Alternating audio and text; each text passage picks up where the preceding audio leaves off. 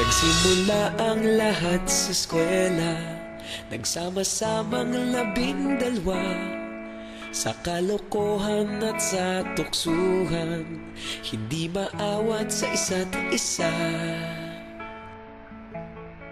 Madalas ang standby sa cafeteria, isang barkada na kay saya. Laging may hawak-hawak na gitara, konting udyok lamang kakanta na.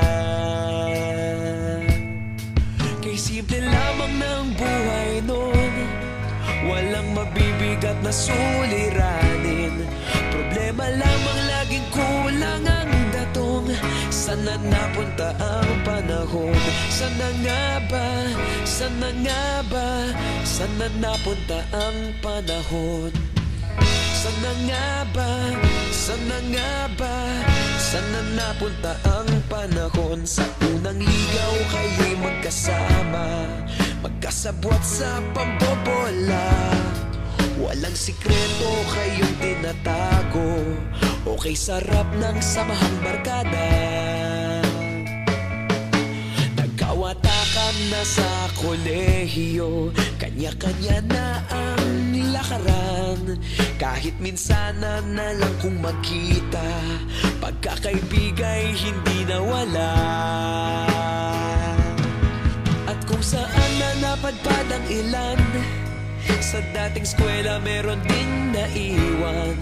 Meron pa ng mga ilang nawala na lang, nakakamiss ang dating samahan. Sana nga ba? Sana nga ba? Sana nga bang barkada ngayon? Sana nga ba? Sana nga ba? Sana nga bang barkada ngayon?